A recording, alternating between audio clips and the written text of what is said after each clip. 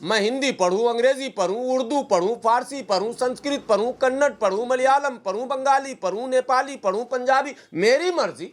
ये चीज संजय निषाद को समझाइए। मनुस्मृति लागू होगी तो फाइट उसी को पड़ेगा, दे फाइट की लेफ्ट फाइट। जिस दिन मुसलमान ने ये तय कर लिया कि भाई ये नहीं सुधरेंगे तो अपना वोट अलग कर लो, और वोट हमने जिस दिन 100% अलग कर दिया, तुम्हारा क्या होगा कालिया, आप मुख्यमंत्री जीवन में नहीं बनोगे। आप ये सोच रहे हो ब्राह्मण आपको मुख्यमंत्री बनाएगा? कभी नहीं, कतई नहीं, नेवर, किसी कीमत पर नहीं बनाएगा। लिख कर ले जाओ, आपको नहीं बनाएगा। ये चीज़ आरएसएस के लोगों को समझ लेना चाहिए। वो बौद्धिस्ट को कहते हैं हिंदू धर्म है, वो सिखिज्म को कहते हैं हिंदू धर्म है, वो जैन को भी कहते हैं कि हिंदू धर्म है। पहले अपील रीअपील के बाद फिर हम देखेंगे कि अगर कोई सुनवाई नहीं है तो हम सड़क पर भी उतरेंगे। अरे पूरी दुनिया में ये मांग हो रही है, इस्लामोफोबिया का बहुत मुनाजरा हो रहा है, मुजाहिरा हो रहा है, इस्लाम पर खूब बहस हो रहे हैं। एक्स मुस्लिम, सेक्स मुस्लिम, फैक्स मुस्लिम, धैक्स मुस्लिम, मार मुस्लिम, पकड़ मुस्लिम, उठा मुस्लिम, पटक मुस्लिम, ये सब तो हो ही रहा। अब मौका उनको मिला सड़क पर उतरने का, और सड़क पर उतरकर जब तक जेल नहीं भरोगे आप, राहुल गांधी जी, जब तक जेल नहीं जाओगे आप, संविधान की सुरक्षा नहीं कर पाओगे, वोट चोरी से मुक्ति इस देश को नहीं दिला पाओगे। कुछ करके है, उसने कहा कि क्या है बुर्का के पीछे, नकाब के पीछे क्या है हिजाब के पीछे? हिजाब के पीछे माँ है, बहन है, बीवी है, भौजाई है, चाची है, ताई है, नानी है, खाला है, मौसी है, सब है हिजाब के पीछे। इतनी बौखलाहट क्यों? बौखलाहट है, सवाल है ना। हिजाब हमारा धार्मिक सांस्कृतिक पार्ट है। आर्टिकल 25 और आर्टिकल 14, 15, 16, 17, आर्टिकल 26, 31, सब के अंदर ये आप जब सबको अध्ययन करेंगे तो हमें जो स्वतंत्रता मिली है, हम टोपी पहनते हैं, क्या है टोपी के नीचे? क्या आप देश को तमाशा बनाना चाहते हैं, फिल्म बनाना चाहते हैं क्या? ये नहीं, फिल्म बनाना चाहते हैं, जो गाना लोग गाते हैं रिमोट से उठाते हैं, वो आप वो संस्कृति लाना चाहते हैं? ये बकवास की बातें हैं, बिल्कुल बेबुनियाद बातें हैं कि नकाब पर, इसका मतलब उनकी मानसिकता का पता चलता है। उनको सिर्फ काले रंग के नकाब से परेशानी है, उनको काले रंग की दाढ़ी से परेशानी है, उनको मतलब मस्जिद की मीनारे से परेशानी है, उनको परेशानी है। भैया आपकी इस परेशानी का कोई इलाज नहीं है, आप परेशान होते रहिए। अजय निषाद है, निषाद पार्टी के वर्कर्स हैं, कमेंट में वो लिखते हैं, वाह नेताजी क्या सवाल किया है, चोली के पीछे क्या है ये भी पूछ लेते। देखिए, मैं जिन शब्दों को नहीं इस्तेमाल करना चाह रहा था वो आपने पूछ लिया। ये तमाम जो फिल्मों में इस्तेमाल होते हैं कि इसके पीछे क्या है, उसके पीछे क्या है, ये उसी संस्कार के लोग हैं जो इस तरह की टिप्पणियां कर रहे हैं। हम उस संस्कार के लोग नहीं हैं। चित्रा त्रिपाठी कह रही हैं कि अगर बराबरी चाहिए, समानता चाहिए, तो फिर ये पर्दे से बाहर निकलना पड़ेगा। नहीं, वो तो निकली हैं, उनको किसी ने रोका क्या? वो तो पर्दे से बाहर निकली हैं। किसी ने हमको बताया कि वो तो पति को छोड़ के घर से भी बाहर निकल गई हैं। हाँ, मैं नहीं जानता हूँ इतनी बात, लेकिन सोशल मीडिया पर देखता हूँ। सच है या झूठ है तो आप बोल रहे हो तलाक हो गया, मैं मान रहा हूँ ना सोशल मीडिया पर, तो उन्होंने पति को भी छोड़ दिया, आज़ाद हो गए।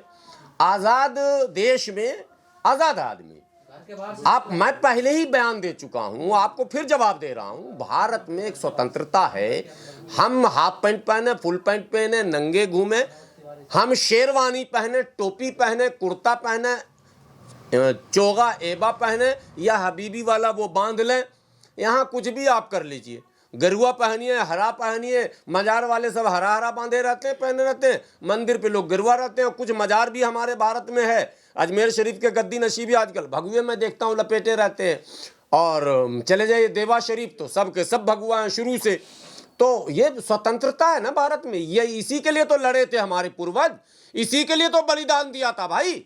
हम नीला पहने, ब्लू पहने, हम पढ़ेंगे क्या वो तय करेंगे। मैं हिंदी पढ़ूँ, अंग्रेजी पढ़ूँ, उर्दू पढ़ूँ, फारसी पढ़ूँ, संस्कृत पढ़ूँ, कन्नड़ पढ़ूँ, मलयालम पढ़ूँ, बंगाली पढ़ूँ, नेपाली पढ़ूँ, पंजाबी, मेरी मर्जी। ये भारत ने कह दिया। लेकिन गुलाम साहब, ये डॉक्टर हैं तो डॉक्टर की ड्रेस होती है व्हाइट, क्या ये हिजाब में चिकित्सा कार्य कर पाएंगे? जब भी तो कर रही है। कर रही है, कौन इलाज कराएगा ये इस तरह से? कर रही है। आप दिल्ली है, दिल्ली के सारे अस्पतालों में जाएं, सबसे पहले भारत में सबसे ज़्यादा अस्पताल में लोग जाते थे प्राइवेट में, वो क्रिश्चियन का हुआ करता था, क्रिश्चियन का। ये जो सिस्टर शब्द आप सुने हैं, जो नर्सेज जितने होते हैं उनको सिस्टर, ये सिस्टर का आविष्कारक जो है क्रिश्चियन मिशनरी है, ठीक है। फादर, सिस्टर, ब्रदर, चूँकि अंग्रेजी लफ्ज़ है, तो सारी सिस्टर को देखेंगे। यहाँ पर होली फैमिली है और कई और भी माने अस्पताल हैं, वहाँ जाइए सारी क्रिश्चियन नर्सेज हैं, वो हिजाब में है। लेकिन उत्तर प्रदेश में दाढ़ी कटवानी पड़ी थी एक दरोगा को अभी। देखिए उत्तर प्रदेश में तो अनुज चौधरी ने सार्वजनिक जगहों से पूजा अर्चना की और भजन गाया और गदा घुमाया, ठीक है, बजरंगबली का रूप धारण किया, तो पदोन्नति हो गई। और एक दारोगा जो है महिलाओं को, आफाक अहमद, महिलाओं को सिर्फ संस्कारी बनाने के लिए एक शब्द कोट किया कि हज़रत मोहम्मद मुस्तफ़ा सल्लल्लाहु अलैहि वसल्लम ने महिलाओं के बारे में ये कुछ अमुक अमुक बातें भी कही हैं, तो उसको लाइन हाजिर कर दिया गया। सरकारी सर्विस में तो कुछ ये चीज़ संजय निषाद को समझाइए। मनुस्मृति लागू होगी तो फाइट उसी को पड़ेगा, दे फाइट की लेफ्ट फाइट। निषाद उषाद को, जितने भी दलित हैं, पिछड़े हैं, इनका क्या हश्र होगा, इनको कुछ आता पता है? अभी इनको नहीं पता है तो मनुस्मृति पढ़ो जल्दी जल्दी, देखो उसमें क्या है। ये जो हो रहा है ये बानगी है मनुस्मृति की, बानगी। कुटाई पिटाई होगी, झाड़ू बांधा जाएगा, हांडी बांधी जाएगी, चौथे दर्जे का नागरिक बनाया जाएगा। बड़ी मुद्दत से बाबा साहब के संघर्ष से, पेरियार के संघर्ष से और फातिमा शेख के संघर्ष से, माता सावित्रीबाई फूले और ज्योतिबा फूले के संघर्ष से, अनेकों लोगों के संघर्ष से ये दिन देखने को मिले हैं कि तुम बराबरी में बात कर रहे हो, तुम IAS IPS IRS IFS बन रहे हो, तुम नेता बन रहे हो, मंत्री बन रहे हो। नहीं बनोगे, जीवन में नहीं बनोगे। आज एक बात बता दे रहा हूं, यदि दुर्भाग्य से, भगवान न करे, ईश्वर न करे, अल्लाह न करे, गॉड न करे, कोई न करे, कभी ऐसा हो कि भारत में संवैधानिक व्यवस्था समाप्त हो जाए, ये समाप्त करने की ओर बढ़ चुके हैं और इनका साथ दलित पिछड़े देने लग गए हैं। देखिए यादव का क्या हाल है।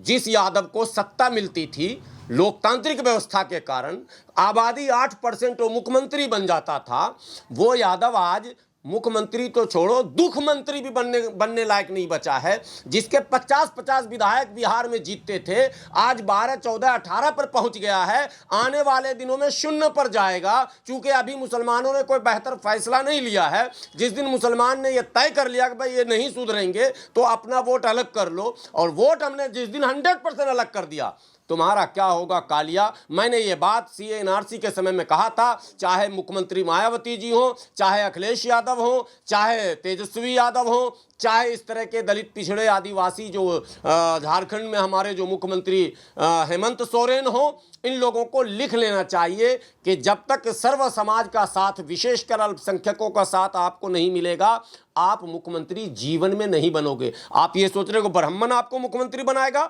कभी नहीं, कतई नहीं, नेवर, किसी कीमत पर नहीं बनाएगा। लिख कर ले जाओ, आपको नहीं बनाएगा। यदि किसी मुसलमान की पगड़ी उछाल दी जाती है तो वो कत्ल कर देते हैं, हाथ काट देते हैं, लेकिन यहाँ पर एक महिला पर अटैक किया गया है, तो क्या वो अभी तक परीक्षा ले रहे हैं लोगों की?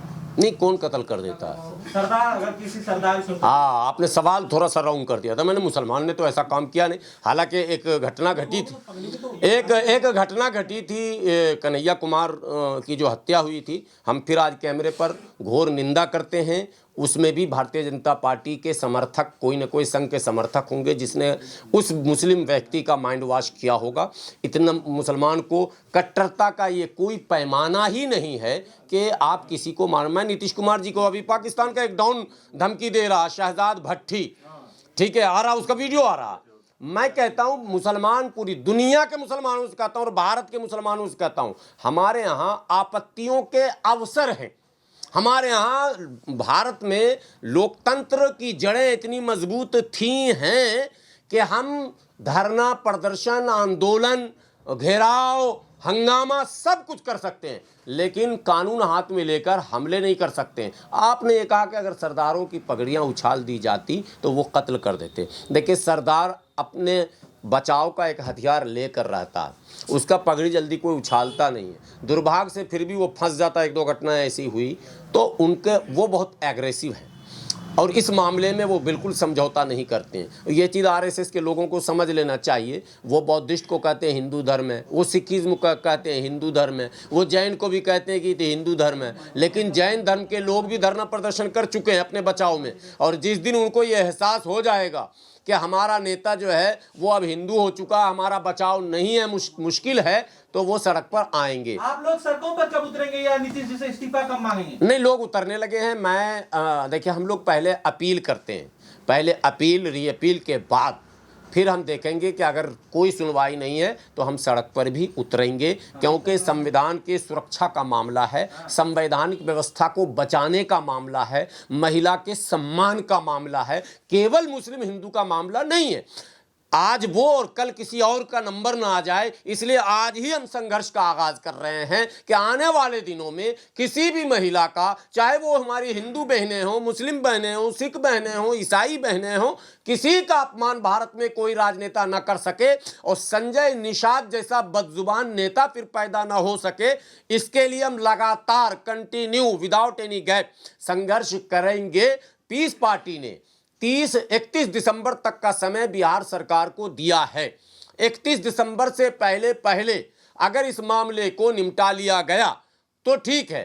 1 जनवरी से बिहार में गांधी जी के मूर्ति के सामने गांधी मैदान में हम लोग आमरण अनशन करेंगे। हमारे 2 मुद्दे हैं, एक मुद्दे नहीं है। एक तो ये महिला अपमान का, दूसरा मॉब लिंचिंग का जो अथर का हुआ है। दोनों को लेकर हमने सरकार से ये बात कह दी है कि 31 दिसंबर तक दोनों का हमको डू एंड डाई। हिजाब बैन की मांग हो रही है, आप कह रहे हैं अरे पूरी दुनिया में ये मांग हो रही है। इस्लामोफोबिया का बहुत मुनाजरा हो रहा है, मुजाहिरा हो रहा है, इस्लाम पर खूब बहस हो रहे हैं। एक्स मुस्लिम, सेक्स मुस्लिम, फैक्स मुस्लिम, धैक्स मुस्लिम, मार मुस्लिम, पकड़ मुस्लिम, उठा मुस्लिम, पटक मुस्लिम, ये सब तो हो ही रहा। अरे अभी हैरानी होगी आपको कि शामली में एक पति ने पत्नी और बच्चों को कत्ल कर दिया, तो उसको सिडनी से जोड़ दिया गया और कहा यह गया कि नकाब न पहनने के कारण पति ने पत्नी की हत्या कर दी, जबकि 18 साल विवाह को हो चुका। अगर नकाब मुद्दा होता, मेरे दर्शकों, मेरे पत्रकार बंधुओं, तो 18 साल तक कैसे जीवन चलता, ये मुद्दा कुछ और है। लेकिन एक मिनट, अभी गाजियाबाद में एक क्या कहते हैं मालकिन, जो नहीं मकान मालकिन किराया मांगने जाती है और वो गुप्ता और गुप्ताइन उसको हत्या करके सूटकेस में डाल देता है, तो ये कौन सा जिहाद है? ये कौन सा आतंकवाद है? इस पर कोई डिबेट नहीं हुआ क्या? जीतन राम मांझी का बड़ा खुलासा हुआ है कि जीतन राम मांझी बोले कि फोन करके डीएम से जितवाएं। ये अच्छा हुआ। जीतन राम मांझी भले बेचारे जैसे भी हैं, सच बोलने के आदी हैं उन्होंने, लेकिन वो झुकते जल्दी हैं, बदलते जल्दी हैं। एक बार उन्होंने ब्राह्मणों के खिलाफ बड़ी बेहतरीन बात बोली थी, अच्छी बात, लेकिन माफ़ी मांग लिए। ब्राह्मण भोज किया, उस ब्राह्मण भोज में मैं उनके बंगले पे पहुंचा था एज ए रिपोर्टर, मैं तमाशा देखा था जीतन राम मांझी जी का। तो जीतन राम मांझी जी ने जो बयान दिया है निहायत ही चिंताजनक बयान है, अफसोसनाक बयान है, शर्मनाक बयान है, गजबनाक बयान है। इस बयान पर पूरे भारत के विपक्ष को एक बार उठ जाना चाहिए था, बिल्कुल। अरे जिसने मंच पे केंद्र का मंत्री, राज्य का पूर्व मुख्यमंत्री, वर्तमान मंत्री केंद्र में, मोदी जी की सरकार में मंत्री, और वो मंच से कह रहे हैं, कहीं बंद कमरे में नहीं कह रहे हैं, मंच पर कह रहे हैं। कितने फोन रिकॉर्ड हुए होंगे मंच पर। वो कह रहे हैं कि पिछले बार तो हम 2700 वोट से हारे थे और डीएम ने जितवा दिया, इस बार 1600 वोट से हारे, जीएम ने जितवा दिया। इसका मतलब 202 सीटें जो एनडीए को आई हैं, इसमें से 100 सीटें फर्जी हैं। इसका मतलब, ये भी मतलब निकाला जा सकता। और री इलेक्शन का डिमांड होना चाहिए। तेजस्वी यादव कहां गुम हो गए, कहां गायब हो गए हैं? ये सरवर साहब फिर से चुनाव की मांग कर रहे हैं। बिल्कुल मांग कर रहे हैं। जीतन राम मांझी के इस बयान से ये साफ सिद्ध होता है। आप थंबनेल लगा दे देना, मैं कह रहा हूं, विपक्ष में अगर विपक्ष ने इस बार शक्ति नहीं दिखाई, चाहे राहुल गांधी जी हो, चाहे तेजस्वी यादव जी हो, चाहे अखिलेश यादव जी हो, चाहे कोई भी पार्टी के लोग हो जो विपक्ष में है, उसे बिल्कुल सब काम छोड़ के सारा प्रोग्राम कैंसिल करके धरने पे बैठ जाओ। जीतन राम मांझी के इस बयान पर चुनाव आयोग से सफाई मांगो, उन तमाम डीएमओ को बुलवाओ, सबसे बयान मांगो, वो तमाम पेटी खुलवाओ, 2020 का भी खुलवाओ। अब भाई ऑन रिकॉर्ड बयान दिया गया है। जब्बार साहब, आप क्लियर शब्द कह रहे हैं कि चुनाव फिर से होना चाहिए बिहार में। अरे मेरे कहने से क्या हो जाएगा? आप तो कह तो रहे हैं ना। विपक्ष जब चुप है, क्या कह रहे हैं रिकॉर्ड, प्लीज। मेरी पार्टी डिमांड करती है कि बिहार के चुनाव को निरस्त कर दिया जाए। मेरी पार्टी डिमांड करती है बिहार में री इलेक्शन हो, रिकाउंटिंग नो, री इलेक्शन हो। मेरी पार्टी मांग करती है पीस पार्टी कि जब जीतन राम मांझी जी ने एक्सेप्ट कर लिया है तो चुनाव आयोग को इस्तीफा देना चाहिए, चुनाव आयुक्त को। सुप्रीम कोर्ट जाएंगे आप? नहीं, हमारे औकात नहीं है सुप्रीम कोर्ट जाने आपकी की। पार्टी? न्यायपालिका बहुत महंगा है, सुप्रीम कोर्ट का फीस बहुत महंगा है। हम विपक्ष के कहेंगे कि निकम्मे विपक्ष को चाहिए कि इससे बड़ा मुद्दा उनको अब नहीं मिलेगा। राहुल गांधी जी वो बड़े बड़े रैली, अभी उन्होंने रामलीला मैदान में रैली की थी, अब मौका उनको मिला सड़क पर उतरने का। और सड़क पर उतरकर जब तक जेल नहीं भरोगे आप, राहुल गांधी जी, जब तक जेल नहीं जाओगे आप, संविधान की सुरक्षा नहीं कर पाओगे, वोट चोरी से मुक्ति इस देश को नहीं दिला पाओगे। अब तो सिद्ध हो गया कि वोट मैनेज होता है। बहुत बहुत शुक्रिया। सर, नीतीश कुमार को सुशासन बाबू कहा जाता है, लेकिन जिस तरह से वो हिजाब हटाए, लोग कह रहे हैं कि ये तो दुशासन बाबू हो गए हैं। देखिए, इसके पीछे के मकसद को समझना होगा। इसके पीछे बहुत बड़ी पॉलिसी है। नीतीश कुमार इससे पहले बहुत बड़ी गलतियां कई बार कर चुके हैं। महिला को लेकर कई बयान उनके रहे हैं, विधानसभा के अंदर एक बयान रहे हैं, लेकिन उन्होंने माफ़ी मांग ली थी। इस बार वो माफ़ी नहीं मांग रहे हैं, इसका मतलब साफ है कि पीछे कोई और खेल है। चलिए, थैंक यू।